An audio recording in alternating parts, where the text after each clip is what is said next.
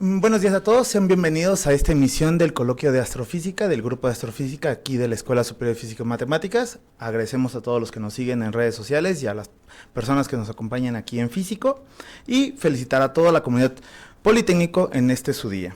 Hoy tenemos la plática que nos va a dar el doctor en ciencias Boris Eduardo Miranda Pérez, quien realizó sus estudios profesionales en licenciatura en la Escuela Superior de Física y Matemáticas en el IPN del 2009 al 2013, obtuvo su grado de maestría en ciencias en el área de astronomía y astrofísica en 2017 en la misma institución y actualmente está por realizar la defensa de sus estudios de doctorado. Forma parte del cuerpo académico docente de la Escuela Superior de Ingeniería Mecánica Eléctrica, Zacatenco, así como también del grupo de astrofísica de la Escuela Superior de Física y Matemáticas, donde sus áreas de investigación se enfocan en la metalicidad de galaxias, espectroscopía, observación astronómica, la divulgación de la ciencia, entre otras. Ha asistido a congresos nacionales y ha participado en el comité científico como miembro organizador de los congresos como la Reunión de Estudiantes de Astronomía, REA, en sus ediciones séptima, octava y novena, así como también eventos de divulgación de la ciencia como en Noche de las Estrellas, y participó en el evento Eclipse Total en México, en Palenque y Campeche. Le damos un fuerte aplauso al maestro en ciencias y lo dejamos con la palabra. Muchísimas gracias.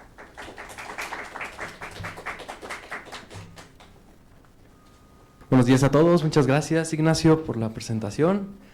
Pues ya lo dijo todo, soy Boris Miranda, egresado de aquí de SFEM y actualmente candidato a doctor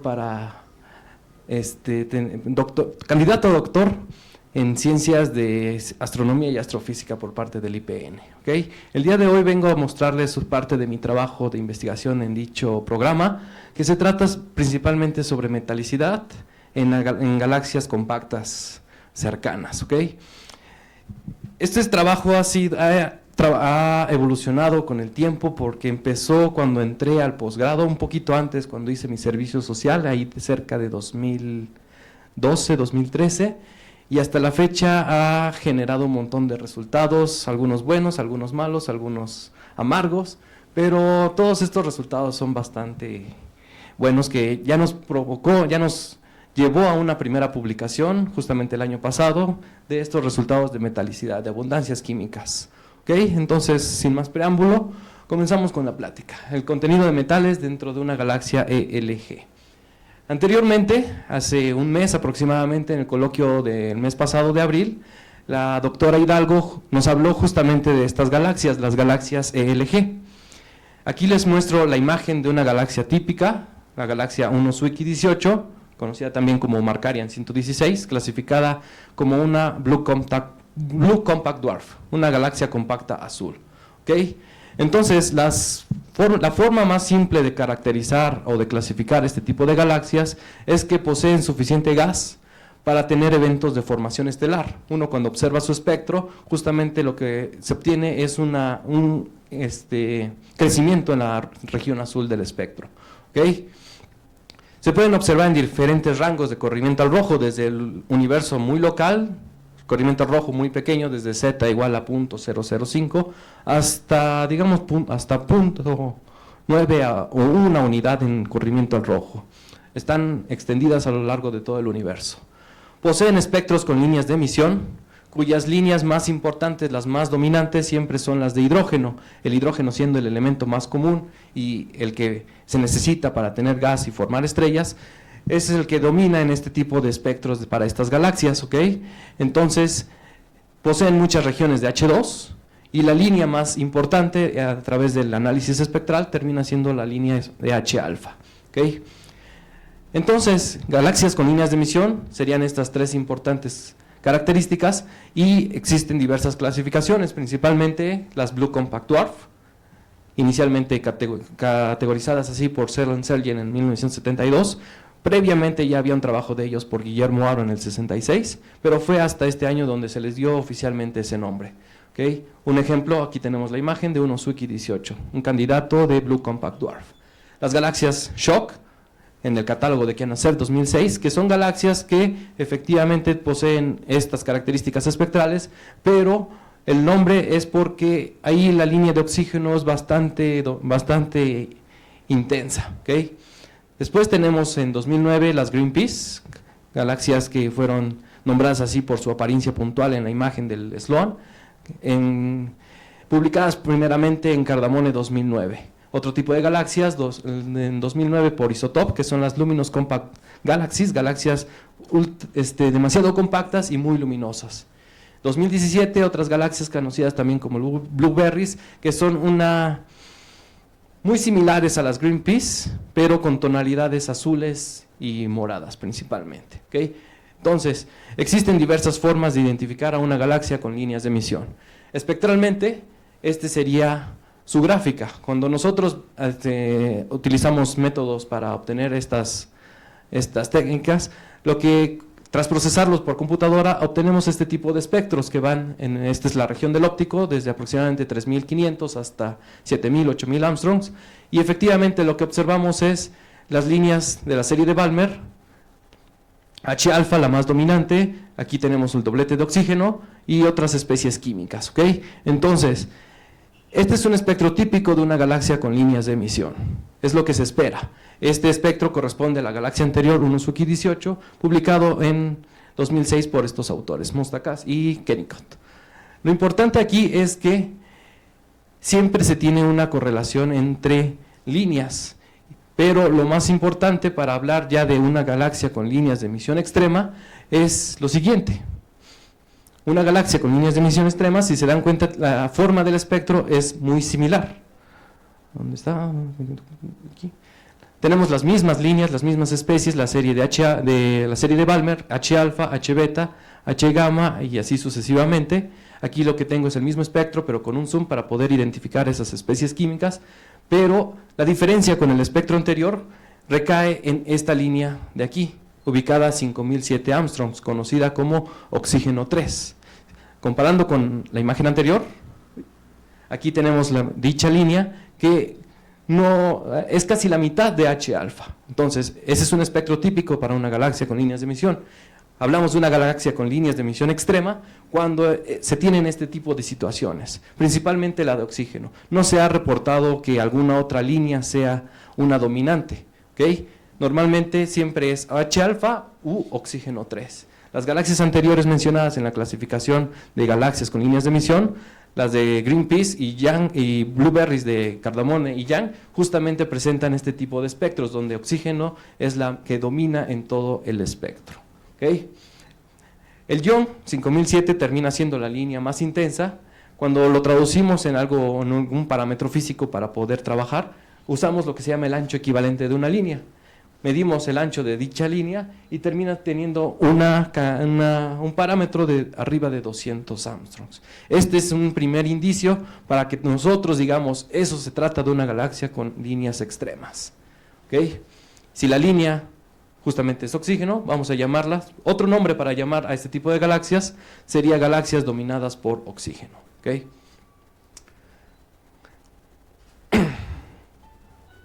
Entonces, aquí les muestro un diagrama sencillo para explicar cómo trabaja la espectroscopía de manera teórica observacional. Porque nosotros cuando vamos a un observatorio, aquí tenemos nuestro objeto, lo alineamos con un telescopio, el cual debe tener instalado en este caso un espectógrafo, el cual nos genera un espectro real, ¿okay? Ya sea por fosspectroscopía o una fotometría para tener magnitudes de colores.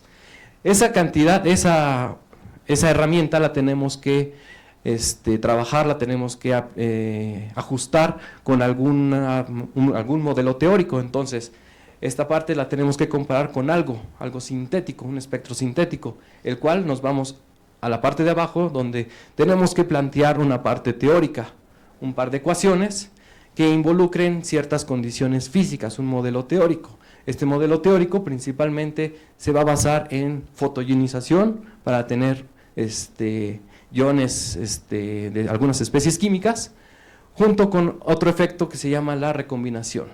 El modelo que mejor explica este tipo de, con el punto de partida, va a ser el modelo de la esfera de Strömgen. Nosotros planteamos este tipo de ecuaciones, por ejemplo, que dependan de la densidad del medio, número de átomos de hidrógeno, campo de radiación, cuánta energía vamos a necesitar para poder obtener nuestros espectros, y del lado derecho otra cantidad que se llama recombinación a partir de elementos generados previamente con la fotoionización. Lo que realmente se necesita es tener una fuente de radiación que sea capaz de ionizar nuestros átomos, nuestro medio, el cual por manera natural se tiene que recombinar, ¿okay? Y esto es lo que nos genera nuestras líneas espectrales, ¿okay?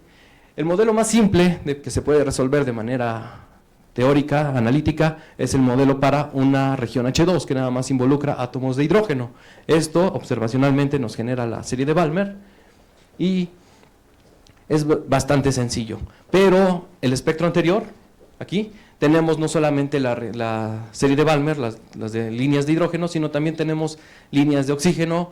Por aquí tengo indicadas líneas de azufre, y por aquí tenemos otro tipo de especies químicas como neón y argón. Entonces, este modelo tenemos que generalizarlo, el modelo de fotoionización, de equilibrio de fotoionización-recombinación, para elementos más pesados. Entonces, bajo métodos numéricos, con mucha teoría cuántica, utilizar todas las constantes atómicas de nuestros iones específicos, podemos reescribir todo este modelo en algo que nos combine esa parte teórica. Aquí están estas constantes CT, A1, A2 y D, involucran toda la parte cuántica de los iones, mientras que del lado derecho, que provendría directamente de la densidad y el campo de radiación, está ligado fuertemente con nuestros observacionales, con nuestras líneas espectrales, ¿okay? Entonces, de aquí a acá realmente hay bastante matemática, bastante física, y aquí ya está nada más resumido en las ecuaciones que tenemos que resolver. Los parámetros para este modelo terminan siendo una cantidad X que depende fuertemente de la densidad de nuestro medio, nuestros electrones, y nuestra temperatura que lleguen a alcanzar dichos electrones una vez que son ionizados. El parámetro T minúscula simplemente es normalización para no estar manejando tan grandes cantidades de temperatura, solamente es 10 a la menos 4 la temperatura electrónica. Entonces, toda esta parte es la que con los modelos de fotoionización, ya sea visto de manera manual o computarizada, podemos generar lo que se llama un espectro sintético. Ese va a contener toda la información de temperatura y densidad principalmente. Entonces, este espectro sintético es el que podemos comparar con el espectro que nosotros observemos en un telescopio, en un observatorio. Es el que podemos comparar, ajustar y obtener dichas cantidades físicas, densidad y temperatura, que son las cantidades necesarias para obtener lo que se llaman abundancias químicas. Cada una de nuestras líneas espectrales, aquí, va a estar asociada a una abundancia química, principalmente por la densidad y temperatura, ¿ok? Entonces,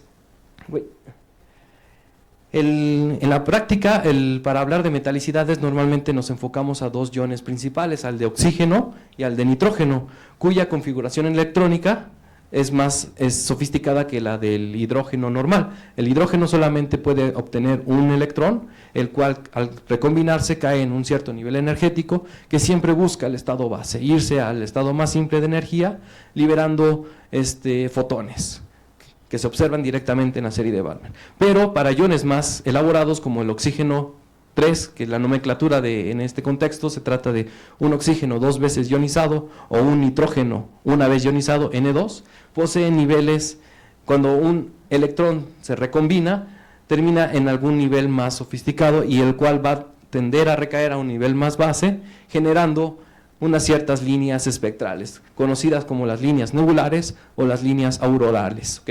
Dependiendo del decaimiento que vaya teniendo hacia cierto nivel energético, es como definimos estas líneas. Normalmente del nivel S al nivel D son las líneas aurorales y en consecuencia en decaimiento en cascada se tienen ya las líneas nebulares, que son las que nosotros introducimos en nuestro modelo para poder proceder al cálculo siguiente de nuestros parámetros físicos, densidad y temperatura. ¿Okay? Entonces, una vez que ya tenemos esta parte teórica bien estructurada, nos vamos a seleccionar un par de galaxias para poder poner a prueba nuestro cálculo de abundancias. Entonces, nuestra base, pues prácticamente la tomamos del Survey, conocido como el Sloan. Elegimos el DR7 porque, en su Data Release 7, porque es el que menos problemas nos ha causado con el manejo de la manipulación de los datos. Entonces, Sloan es un catastro bastante grande, posee más de 4 millones de galaxias, un número bastante grande. Entonces tenemos que elegir ciertas características para poder seleccionar nuestra muestra adecuadamente. El primer criterio que nosotros elegimos es que el ancho equivalente de la línea espectral oxígeno 3 sea mayor a 200 Armstrongs. ¿Okay? Eso es lo que nosotros nos elegimos como punto de partida para elegir que sea una galaxia tipo con líneas de emisión extrema. ¿Okay? Esto también por sugerencia de Cardamone 2009. Elegimos que un redshift acotado hasta 0.35. Este redshift es adecuado porque necesitamos ciertas líneas para poder procesar nuestro espectro. En el cálculo de densidades vamos a necesitar principalmente las líneas de azufre, las que se encuentran después de H-alfa, aproximadamente en 6700. Entonces, elegir este redshift es adecuado porque después, en zetas mayores, en Z.4, 0.5, dichas líneas empiezan a caer ya en la zona muy roja y se confunden fácilmente con el ruido. Entonces, este redshift es adecuado para quedarnos en ese rango. Lo siguiente, otra línea espectral importante es 4363 de oxígeno 3. Es la línea nebular auroral asociada al 5007. Es necesaria también para el proceso de cálculo de parámetros físicos. Necesitamos que tenga una señal a ruido mayor a 5. Con este valor ya aseguramos que se puede identificar bastante bien su intensidad y no confundirla con el ruido de todo el continuo que acompaña todo nuestro espectro. ¿Okay? Otras características de otros criterios de selección tomamos como tamaño angular en la isofota R25 de la banda R de Sloan. Estos tamaños angulares en arcosegundos, por ejemplo, siguiendo la relación que nos da Concelis en 2000 a través de redshift con magnitudes, para galaxias muy cercanas entre zetas desde 0 hasta 0.12, es adecuado poner que tengan un tamaño en esa isofota de 4 arcosegundos, y esto para que el tamaño de la fibra de dicha banda abarque todo nuestro objeto. ¿Okay?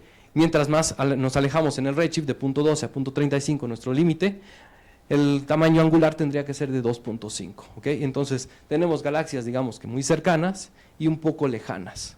Esto en el contexto de nuestro criterio de redshift. ¿Okay? Entonces, tras estos criterios y meterlos en la base de datos de todo el Sloan, nos arrojó un primer resultado de aproximadamente 1400 galaxias. ¿Okay? Entonces, tuvimos que ir depurando esa muestra porque se obtenían imágenes que no realmente eran galaxias, que a otras terminaban siendo galaxias con alguna estructura, galaxias que eran conocidas también como hotspots. Entonces, bajo toda esa primera depuración, restringimos a 400, donde efectivamente ya teníamos objetos que terminaban siendo galaxias con líneas de emisión extrema. Entonces, unas las clasificamos como ELG y otras como hotspot. Hotspot, que son galaxias, objetos que están inmersos dentro de una galaxia, dentro de un medio difuso. Entonces, los que nos interesaban eran estos 324, para trabajar de manera espectroscópica y obtener sus abundancias. Sin embargo, en estas 324 se observaban imágenes de este estilo. Ahorita la imagen no se ve muy clara, pero son objetos realmente muy pequeños, muy redondos, cuya composición de imagen terminaba siendo en azul, morados y verdes.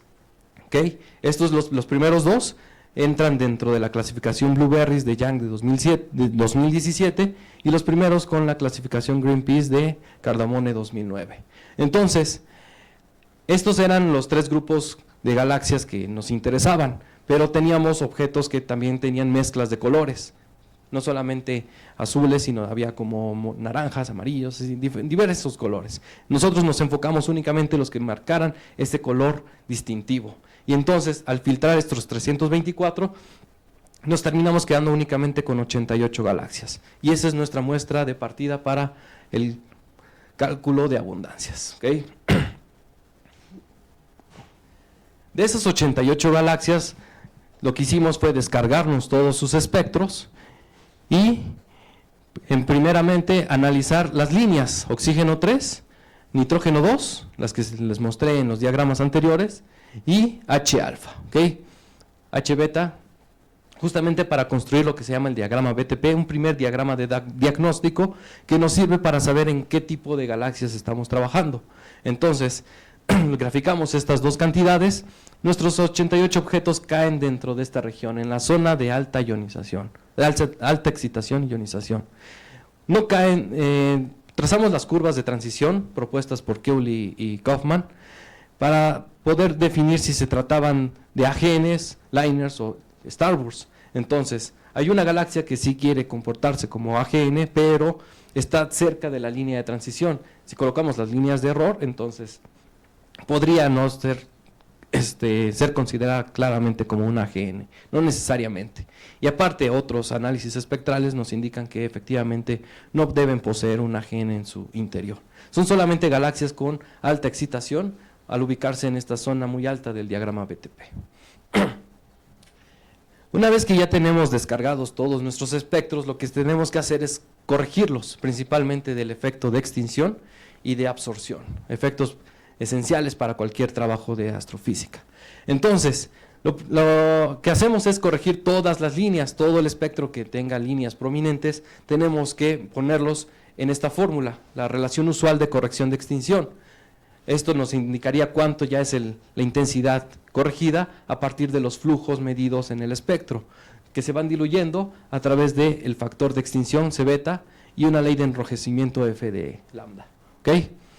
Lo importante aquí es el coeficiente de extinción C beta. Esto en la práctica usual solamente consiste en introducirlo en esta fórmula, omitiendo estos dos paréntesis, nada más considerando la intensidad y el flujo de dos líneas, H alfa y H beta. Si lo hacemos de manera rústica, de manera tradicional, en los datos de Sloan esta cantidad terminaba siendo negativa, lo cual un coeficiente C beta negativo no es válido en este tipo de análisis. Necesitamos corregirlo de manera adecuada y entonces buscando en la literatura la fórmula de López Sánchez 2016 nos arroja esta versión para el cálculo de C beta que ya incluye un efecto de absorción, principalmente por absorción estelar. Entonces lo que necesitamos es absorción estelar tanto de las líneas involucradas como de nuestra línea efectiva de H beta. Las cantidades W terminan siendo el ancho equivalente característico de nuestras líneas espectrales. ¿Okay? Entonces, como les mencioné anteriormente, solamente tendríamos que calcular este coeficiente con H alfa y H beta, el cociente de estas dos líneas. Sin embargo, nosotros nos dimos la tarea de utilizar un par de líneas extras de la serie de Balmer, H alfa, H gamma y H delta, cuyos cocientes teóricos los tomamos de la literatura Osterbrook 2016 y justamente con los tres valores nos arrojaban un valor similar en el coeficiente C beta. Elegimos el más adecuado, normalmente el promedio de estos tres, para que al momento de hacer la respectiva corrección de las líneas, nos arrojara los cocientes más cercanos a los valores teóricos. Y con ese C beta es el que nos quedamos para corregir el resto del espectro. Entonces, todas las líneas que nosotros identificáramos, líneas de emisión, tuvieron que ser corregidas bajo esta metodología. Ya que tenemos nuestras líneas correctas, principalmente las de oxígeno, son las que introducimos en el método de la temperatura directa, el método estándar. Consultamos la bibliografía para las constantes adecuadas, la de las fórmulas anteriores que les había mencionado, justamente para conectar nuestra parte teórica para calcular de manera iterativa los valores de nuestra X, de nuestro valor X y nuestro valor T. Junto con esto ya serían nuestras líneas medidas observacionalmente. Con estas iteraciones, métodos numéricos y a partir de una fórmula principal para el cálculo de X seguida por el trabajo de Castañeda de 1992, podemos ajustar nuestros diferentes parámetros. El primero que les muestro aquí es la densidad electrónica de 200 partículas por centímetro cuadrado, 272. Este valor es un valor promedio, pero teníamos desde medios poco densos hasta que acotamos con 50 partículas, hasta medios bastante densos de 400, 500, incluso hasta 1000 partículas por centímetro cúbico. Entonces, esos medios bastante densos causan un poco de problema al momento de los cálculos posteriores. Normalmente este modelo está teorizado para partículas en un promedio de 100, ¿ok? Entonces 200 en promedio para nuestra muestra, bastante adecuado. El cálculo de temperatura se debe hacer dependiendo de la región en la que nosotros nos encontremos, donde nuestro ion realmente se encuentre, y existen dos zonas en las que podemos hablar de un régimen de ionización: una zona de alta, donde se encontrarían este tipo de iones, y una zona de baja ionización. Aquí tenemos los iones indicados. Ok, entonces, si nuestro espectro es de buena calidad, nosotros podemos poner este método y poder calcular las respectivas temperaturas de cada ion. En la práctica normalmente se dice, ok, el oxígeno 3 es el más representativo, es el que identifique a toda la zona de alta ionización, mientras que para la zona de baja se utiliza el de nitrógeno, los dos que había puesto en el diagrama, pero nuestros espectros no nos arrojaban la línea adecuada de nitrógeno para poder hacer ese cálculo. Entonces, tenemos que hacer otro tipo de análisis. Primero vamos a empezar con los de alta ionización. Nuestro oxígeno, bajo toda la parte teórica, en nuestras 88 galaxias, en promedio 1.34 en temperatura, por 10 a la 4, ¿ok? Esos son como 13.000 kelvins. Temperaturas promedio reportadas para galaxias de este estilo, galaxias con líneas de emisión, ¿ok? Pudimos hacer lo mismo para los otros iones, argón, azufre. Los que no están indicados fueron calculados con este método teórico a partir de las observaciones, mientras que este azufre 3 fue calculado a partir de una calibración que nosotros pudimos obtener justamente combinando nuestros datos con otros datos de la literatura, los muestro de más adelante. Los resultados aquí indicados no varían mucho. Si se dan cuenta, para argón 4, 1.3, oxígeno 3, 1.34. Significa que utilizar el método asumir que oxígeno 3 realmente representa a este ion en cuanto a su temperatura es bastante adecuado. Lo mismo para el azufre. Claro, aquí tenemos un valor bastante alto en nuestro azufre, 1.67 en promedio, pero esto va ligado con la calidad también de nuestros espectros. Si es muy buena, efectivamente podemos calcularlo, pero ¿cuándo se puede decir que es bueno el resultado promedio? Porque aquí para el oxígeno es el promedio de 88, para el azufre es un promedio de apenas 5 galaxias. Entonces, es de esperarse que no esté tan refinado. En cambio, cuando nosotros proponemos ya este modelo ajustado, el resultado para la temperatura promedio termina siendo de 1.4, el cual sí es bastante considerable con el referente de oxígeno 3. ¿Okay?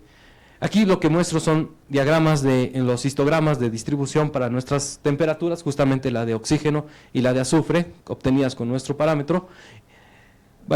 Nuestras temperaturas de oxígeno varían desde 8000 Kelvin hasta 22.000 Kelvin, ¿okay? Un rango bastante grande, promediado en 1.34. Aquí la línea punteada nos representa dicho promedio. El valor de G indica el valor promedio de temperaturas de galaxias con líneas de emisión extrema, pueden ser BCDs, pueden ser LSG, cualquier tipo de galaxia con línea de emisión, es decir, presentan un parámetro similar en temperatura. Las Greenpeace también, 1.45.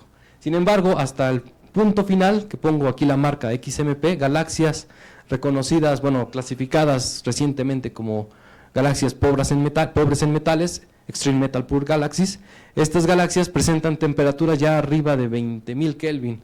Entonces, si nosotros estamos presentando objetos en estas temperaturas, podría ser el indicio de que también tenemos algunas galaxias XMP. ¿Okay?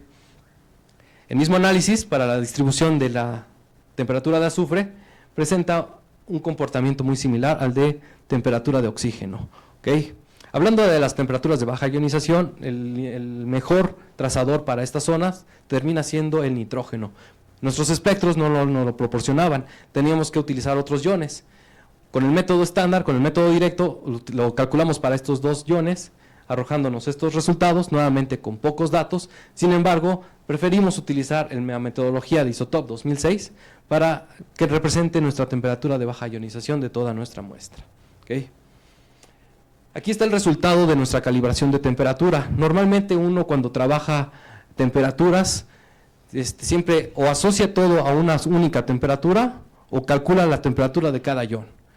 Nosotros nos dimos la tarea de calcular nuestra propia temperatura de azufre. Teníamos los espectros adecuados, solamente nos arrojaban 5 datos. Son los 5 datos que en promedio se reflejan aquí, el 1.67. El otro promedio de 1.41 fue calculado justamente con esta curva de ajuste adoptada para nuestras 5 galaxias, junto con 20 aproximadamente 30 galaxias extras tomadas de la bibliografía que calcularon su respectiva temperatura de azufre con el método igual, con el método de la temperatura directa. Juntamos, son galaxias que deben tener las mismas condiciones, deben ser galaxias con líneas de emisión que se comporten dentro, con las mismas características que las nuestras, si no, esto no podría utilizarse. Utilizamos esas galaxias, las empatamos con las nuestras, vemos un comportamiento lineal entre la temperatura de azufre con la de oxígeno. Entonces, básicamente, cuando nosotros calculemos nuestra temperatura de oxígeno, podemos utilizar sin ningún problema este tipo de ajuste para tener la temperatura de dicho ion y, consecuentemente, calcular su respectiva abundancia química. ¿Okay? Una vez que ya definimos nuestros dos parámetros de temperatura, cada una para cada ion, junto con su respectiva densidad, ahora podemos calcular lo que se llaman abundancias químicas siguiendo los modelos. Estamos avanzando en la parte teórica, refinamos nuestro modelo, calculamos nuestras cantidades y ahora procedemos a cálculo de nuestras especies químicas asociadas con su respectiva densidad. ¿Okay? Todo esto dependerá, estas son las fórmulas utilizadas para el cálculo de dichas abundancias, las cuales dependen de qué configuración electrónica tenga nuestro ion. Puede ser configuración P2, P4 para oxígeno 2 y 3 respectivamente, o una configuración P3 asociada principalmente al argón. Bueno, uno de los ejemplos de ellos es el argón 3. Lo que tenemos que hacer es buscar las constantes atómicas de cada ion, ponerlas en marcha con las fórmulas, empatarlas con nuestros observacionales y así obtener, aquí los observacionales irían aquí en las intensidades de cada línea, ya corregidas con respecto de extinción y absorción, para que nos arrojen el resultado de nuestras respectivas abundancias de iones. ¿Okay? Para el oxígeno solamente necesitamos dos iones, oxígeno 3 y oxígeno 2, cuyas longitudes de onda están aquí asociadas. Y cuando nosotros sumamos estas cantidades, automáticamente ya tenemos toda la abundancia de oxígeno. Normalmente la nomenclatura usada es 12 más logaritmo de O sobre H. ¿Okay? No necesitamos, bueno, el resto de oxígenos, oxígeno 4, oxígeno 3 y así sucesivamente, están fuera de nuestro rango óptico, ya caen en zonas del ultravioleta que salen de nuestro, de nuestro análisis. Otras especies químicas importantes que podemos obtener de nuestros espectros son nitrógeno, azufre, neón y argón. Estos serían los iones necesarios para poder hacer el cálculo, identificar sus constantes, ver qué configuración tiene para obtener dichos resultados. Pero, por ejemplo, el nitrógeno, nosotros en el rango óptico solamente podemos medir nitrógeno 2 con esta longitud de onda. Para tener la abundancia completa necesitamos lo que se llama un factor de corrección, el ICF. ¿Okay? Utilizamos diversos ICFs. Normalmente uno tendría que consultar bibliografía, decir, este método me gusta, y lo aplico para todas las especies químicas que tenga. ¿Okay? Pero si nosotros hacíamos eso, por ejemplo, uno de los más utilizados, Torres-Peinberg del 89, aplica bastante bien para el nitrógeno y para el neón. ¿Okay? Pero el resto de especies químicas no nos gustaba. ¿Okay? Consultamos otras bibliografías, Pérez Montero, Isotop, y entonces elegimos cuál era el más adecuado con respecto a un diagrama diagnóstico, un diagrama de cocientes. Entonces ese fue nuestro punto de partida para decidir cuál era el ICF que teníamos que utilizar, el que causara menos dispersión en un diagrama de cocientes, de líneas. ¿Okay? Entonces, Histogramas de distribución de resultados. El primer histograma nos muestra cuánta abundancia de oxígeno tendríamos. Esta va desde 7.45 hasta 8.3. La marca de aquí es el valor solar. Un valor, todos nuestros valores son subsolares, promediados en 8. ¿Okay? Comparando esto con otras muestras de galaxias con líneas de emisión, se encuentra dentro del rango aceptable. ¿Okay? Significa que esta línea de oxígeno 3 que es tan intensa no está afectando realmente en el cálculo de nuestra abundancia. Esperábamos que salieran o más extremas llegando a valores solares o completamente subsolares, ya en el régimen de baja abundancia. Hacemos lo mismo para el resto de abundancias químicas y estos son los resultados, las distribuciones de nuestros resultados. Todos son típicos, excepto uno, el que tenemos aquí, el de nitrógeno. Nuestro valor de nitrógeno en promedio se encuentra entre 6.35 más o menos.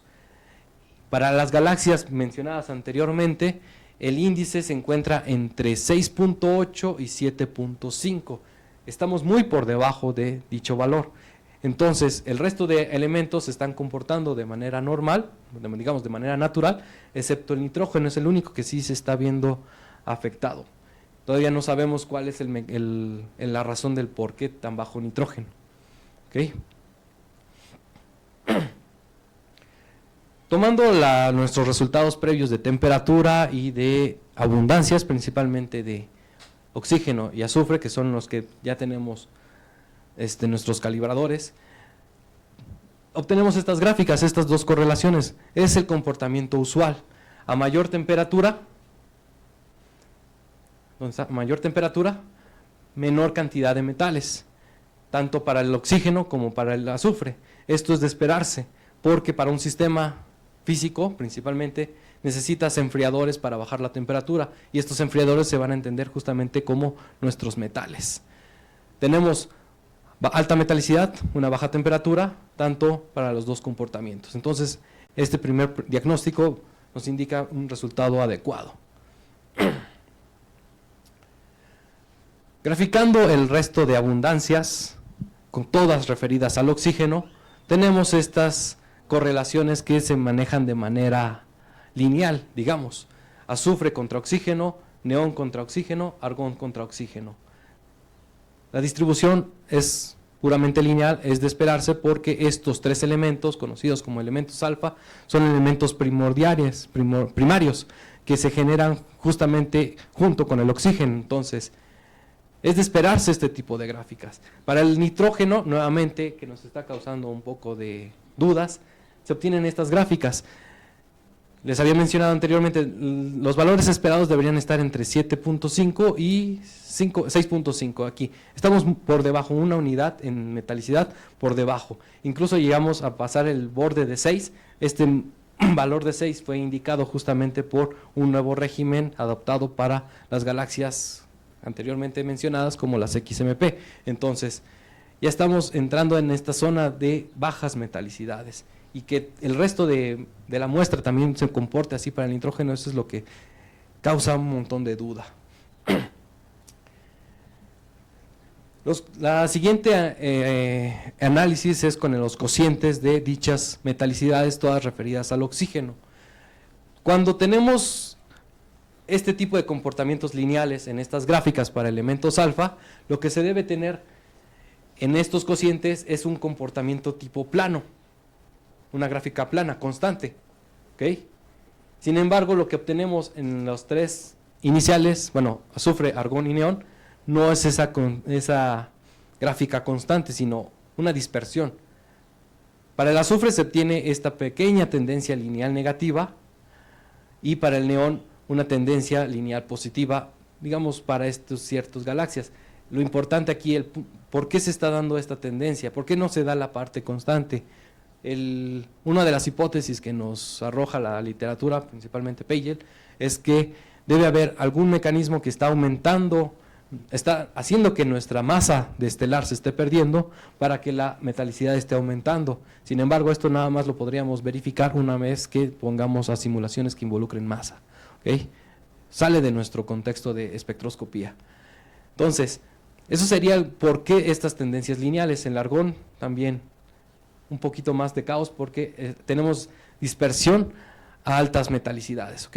Lo interesante aquí es que estamos teniendo estos puntos muy distribuidos en estos gráficos, que si nos vamos al punto de quiebre para el oxígeno, estamos en el punto 7.7.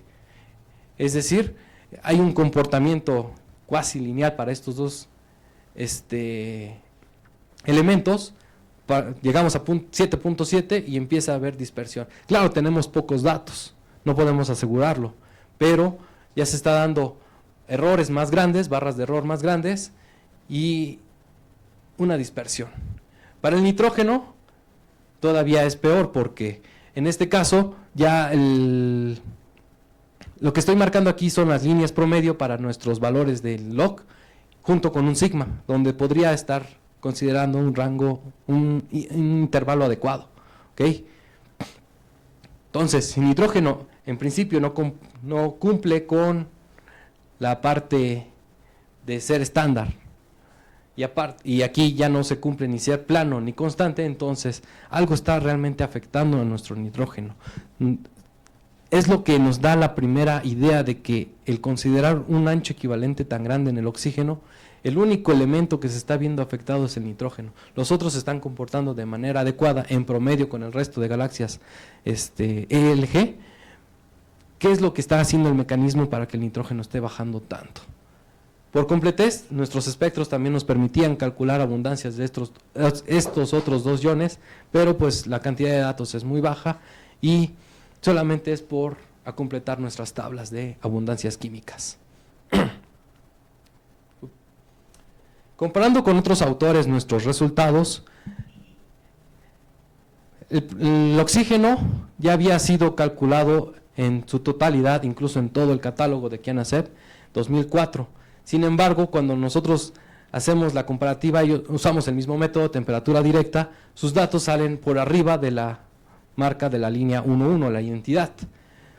Entonces, estos valores, digamos que están sobreestimados en el resultado. Lo importante aquí es ¿por qué? Ellos en su artículo 2004 utilizan el mismo Sloan, pero en el Data Release 1. Esos datos realmente, tal vez en la longitud de intensidad sí es buena, pero el error de la línea es el que se está marcando la diferencia. Nosotros estamos usando el 7. Aquí los histogramas del error de dicha línea, justamente 4363, que es la indicada para calcular nuestras temperaturas, en consecuencia nuestras abundancias, 50% de nuestra muestra presenta un error en dicha línea de menor al 5%, mientras que Data Release 1 todavía es hasta el 30% de error, abarcando gran parte de su muestra. Entonces, con este histograma justamente decimos que nuestras abundancias tienen un mejor cálculo, un cálculo más refinado que el anterior ya reportado. Aquí es una tabla bastante completa de quiénes más han calculado abundancias de todas estas especies químicas, galaxia por galaxia. Claro, nosotros hicimos una muestra de 88 y el único que tenía completa esa muestra era Kianasep, que ya lo vimos anteriormente con la gráfica. Nuestros resultados están más refinados.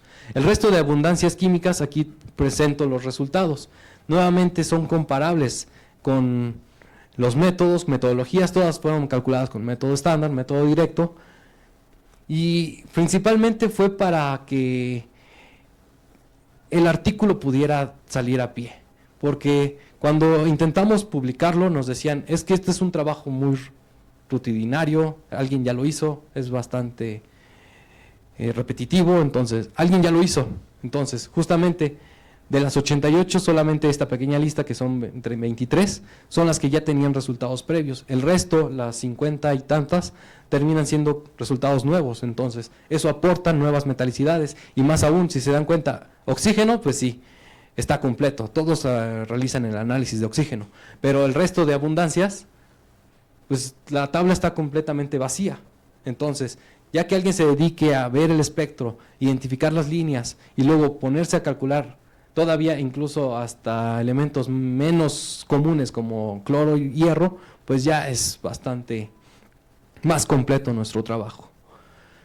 Esta última tabla lo que hace es la comparativa de nuestros resultados de abundancias químicas con el resto de galaxias con el mismo tipo espectral.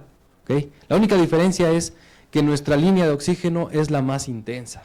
Es la única diferencia.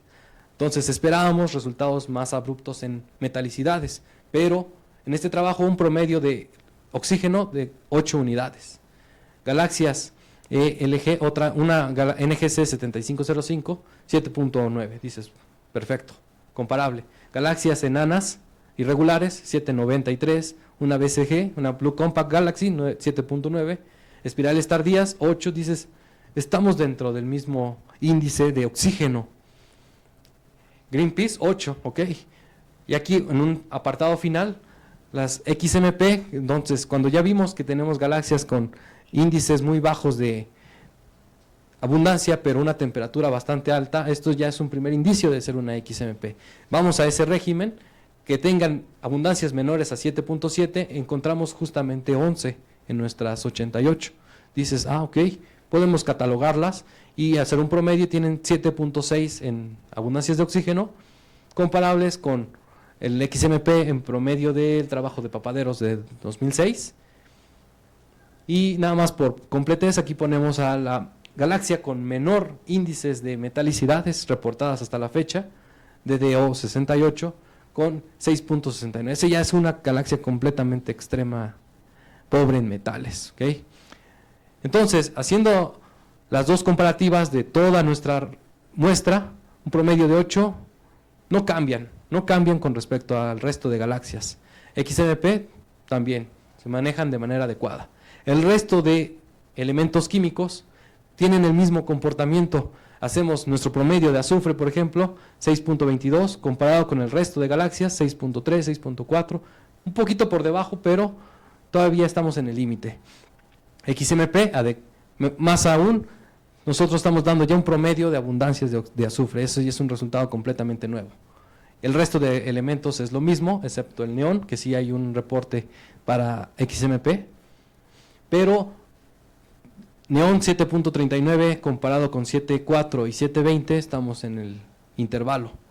El único que nuevamente está causando mucha diferencia es nuestro nitrógeno, en promedio 6.3, pero 6.6, 6.8, 6.4 ya son valores bastante los establecidos como estándar para galaxias con líneas de emisión.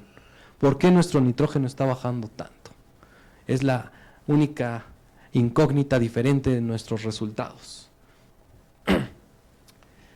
Entonces, como el ancho equivalente fue el punto de partida para seleccionar nuestra muestra, lo hicimos graficamos la correlación que debe existir entre el ancho equivalente con nuestros resultados de abundancia. Uno esperaría, si el ancho equivalente de oxígeno es mayor a 200, pues tal vez el resultado reflejado en abundancias debería ser algo extremo. La respuesta es sí a medias, porque solamente con este criterio puedes encontrar galaxias con temperaturas arriba de 200, que ya son las que producen bajas metalicidades, que están aquí. Son estas, en 7.7, otra vez las XMP. Pero también tenemos galaxias con abundancias estándar de 8, 8.2, cuyos anchos equivalentes están todavía arriba de 1000. Entonces, no es un parámetro completamente indicador que nos diga, va a haber bajas metalicidades con este ancho equivalente. Esto sí lo refutamos bastante porque hay un artículo, ahorita se me fue el autor, pero que justamente da esa premisa que galaxias con alto ancho equivalente automáticamente debe ser considerada como una XMP, lo cual aquí vemos que no es cierto. Conclusiones. Entonces, galaxias con líneas de emisión extrema, pues en cuanto a contenido metálico, abundancias químicas, realmente no estamos observando grandes diferencias con galaxias con líneas normales. El único que sí está presentando realmente este cambio abrupto es el nitrógeno. Okay. De nuestras 88 galaxias, 11 fueron catalogadas como XMP. Estuve indagando un poco más en este tipo de galaxias, me causa mucha curiosidad, pero en la literatura no hay alguien que diga, ya tenemos la forma de cómo filtrar los catálogos para que toda la muestra sea asegurada que sean XMP. La respuesta es que no, porque nuestros 88, solamente un 13%, 11 galaxias terminaron en este régimen. Ayer en la noche estaba leyendo el archive y encontré un artículo que decía, tenemos una muestra bastante grande de XMP, 256. Yo dije, ¿cómo lo hicieron? Me pongo a revisar su artículo, no es un espectrógrafo bastante adecuado, es un Data Release 1 del nuevo espectrógrafo, el DESI, el cual marca muchos errores, pero su punto de partida fue todo el survey, 4 millones de galaxias. De esos 4 millones pusieron características muy similares a las nuestras y se redujo a 1600 galaxias, casi como con lo que empezamos. Entonces, de esas 1600, casi la octava parte son las 256 que ellos proponen, y dentro de su análisis nada más dicen 96 son XMP, el resto son candidatos, necesitamos más ajustes. Entonces, es la misma situación que tenemos. De una muestra bastante grande, solamente el 10% termina siendo en este régimen, y necesitamos más ajustes si realmente queremos trabajar con este tipo de galaxias. No se puede, no hay algo certero que diga, vamos a trabajar con miles XMP, que es lo que necesitaríamos para poder ajustar el resto de resultados y darle esa interpretación a nuestro nitrógeno. Es mi primer idea de que ese ion justamente está siendo muy afectado por galaxias de este estilo. Y pues otra conclusión, espectros con mejor calidad justamente nos permiten la buena aproximación de parámetros físicos, temperatura y densidad, y justamente para cálculo de abundancias. Mientras espectros de mejor calidad, más abundancias químicas puedes tener, justamente como el presentado en este trabajo. Y sería todo. Pues muchísimas gracias, le agradecemos al maestro Boris Miranda. ¿Preguntas? No. Pero DESI calcula la metalicidad ¿con qué? ¿Con el método directo? No. Sí. ¿Sí? Bueno, ellos estaban trabajando, justamente dijeron, queremos la Auroral 4363 para poner en marcha el método directo. Y sí lo tienen, porque a mí me parece que no. O sea, lo leí así bien rápido, pero luego parecía que sí. Luego lo discutimos. Lo que no me gustó fue de que en ese artículo su ancho equivalente no era de 200, sino era más bajo, era como Sí. a partir de 150 o 100. Sí. Y dices, o sea, Sí, no metiendo son, extra. bueno, no son extreme, pero bueno, pero si nos vamos solamente a la XMP, porque ahí para, bueno, ya, te voy a deprimir. No, a esto solamente le preguntaba qué hacían, cómo hacían con DESI. El encontrar galaxias de muy baja metalicidad, así de forma simple como tú has dicho, no, pues a ver si estas son, o sea, se lleva haciendo, que yo recuerde, desde los años 80.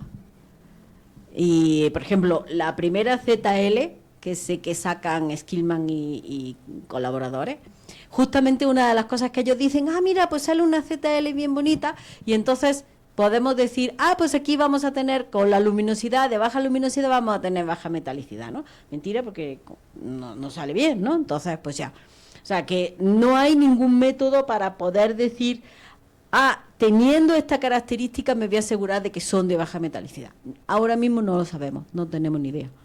¿No? Entonces, y justamente hemos visto de que ni siquiera las extreme son de baja metalicidad, no son, tenemos el mismo número de galaxias de baja metalicidad en una muestra que en cualquier de galaxias que son extreme, que en cualquier otra muestra de cualquier otro tipo de galaxias con línea de emisión. Entonces, no hay.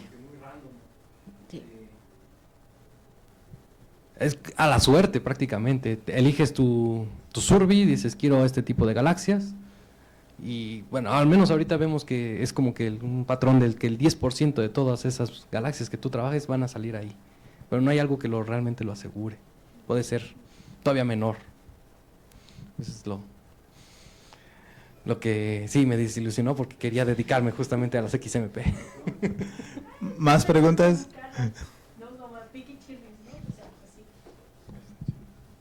Hola Boris, retomando esto de las XMP, entonces mencionabas que el nitrógeno era muy bajo porque probablemente eran XMP, ¿no?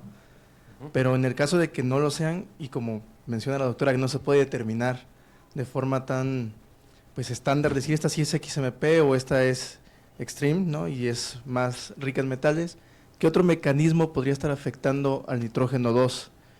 Digamos, ya viéndolo desde la estructura del gas en cuestión, ¿qué podría estar pasando para que este nitrógeno salga tan bajo? Tomando en cuenta que, por ejemplo, algunas que tienen nitrógeno bajo, los de oxígeno sí lo tienen alto, o sea, sí son más ricas en metales. Pues otra tarea que ya he hecho aparte es comparar con modelos. Entonces, ahí lo que uno tiene que poner a prueba es nada más las líneas, las intensidades de las líneas, y no tanto las abundancias. Bueno, las líneas te llevan a la abundancia, sí, claro. Pero con los modelos de Stasinska, que es los que hasta ahorita he trabajado, los de 2006, 2009, el resto de, cuando comparas líneas de azufre o oxígeno, todas concuerdan bien con sus dos modelos de fotoionización, pero el del nitrógeno se sale justamente de los modelos, de los dos principales, pero con un tercero que propone que tiene una fuente extra. Principalmente esta fuente viene siendo de rayos X, es la que te puede ajustar las líneas de nitrógeno y por consecuencia va a las abundancias. Sería una idea, que hay una fuente extra que rayos X, no sé de qué manera está afectando nuestro nitrógeno. ¿Se podría medir de manera observacional? Ajá. Con Chandra, con el telescopio. Pero sería igual otro trabajo arduo, ¿no? Sí, pues pedir tiempo de telescopio y... Entonces, sería ver la base de datos. La base de datos, ok. Si hay fuente de si emisión. Tiene fuente, ¿no? Y pues adelante. Un servicio social. No, está bien en ese sentido porque es un servicio social. La pregunta es si Chandra da la resolución.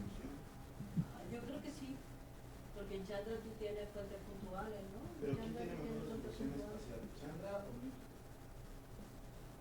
Sería bueno.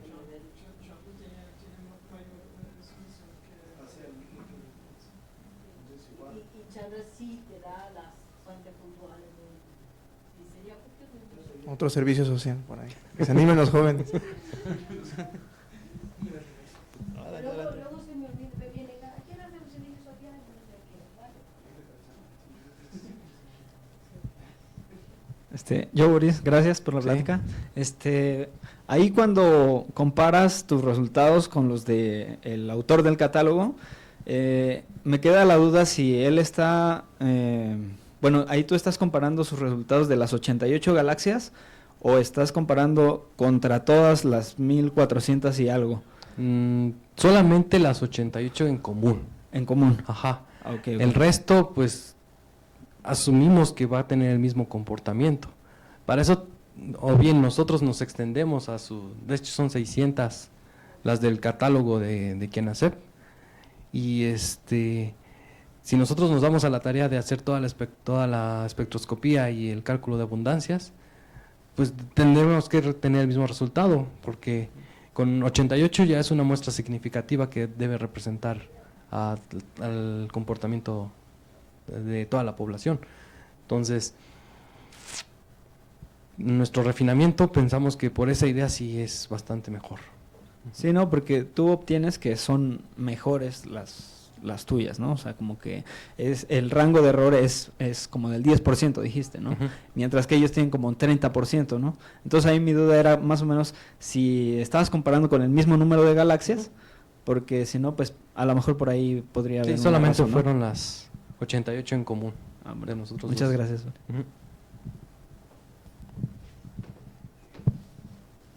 Bueno, primero, gracias por la plática, pero yo me quedé con una duda del artículo que mencionaste, que estabas leyendo, donde dices que mencionaron que tenían una muestra muy grande y al final dijeron, bueno, pero de esta muestra muy grande, solo estas sí son XMP, las demás son candidatos, pero se supone que no hay un parámetro muy establecido para decir si son o no son. Entonces, ¿cómo es que ellos dicen estos sí y estos solo son candidatos. ¿Ellos en qué parámetros se basaron? De ahí fue sus 96 sí eran. ¿Por qué? Porque no recuerdo.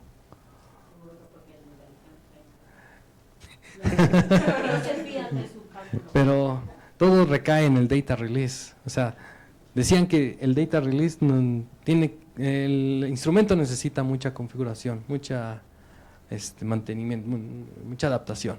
Entonces, que todos tus resultados sean buenos, o yo pensaría, o todos son buenos o todos son malos.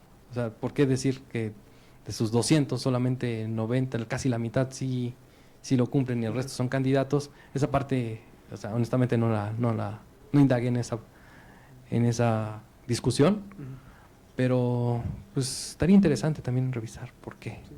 Lo que me causó curiosidad fue el número, prácticamente, que terminaba siendo el 10%. Gracias. ¿Más preguntas? ¿Qué decir no está pensado para hacer este tipo de cosas? No hay más preguntas. Bueno, pues doy lectura. El Instituto Politécnico Nacional, a través de la Escuela Superior de Física y Matemáticas, otorga el presente reconocimiento al maestro en ciencias, Boris Eduardo Miranda Pérez, por su valiosa participación en el marco del coloquio del Grupo de Astrofísica del SFEM, como ponente de la plática titulada El contenido de metales dentro de una galaxia EELG. Ciudad de México, 21 de mayo del 2024, técnico del Servicio a la Patria, y firma el doctor Neri Rosas. Muchísimas gracias, agradecemos al maestro en ciencias. Y les agradecemos a todos los que nos siguen en redes, los felicitamos a todos, a toda la comunidad politécnica hoy en su día, y los esperamos en el próximo coloquio que será en junio, ya estarán llegando la información. Muchísimas gracias a todos y los despedimos. Muy bonita tarde, hasta luego.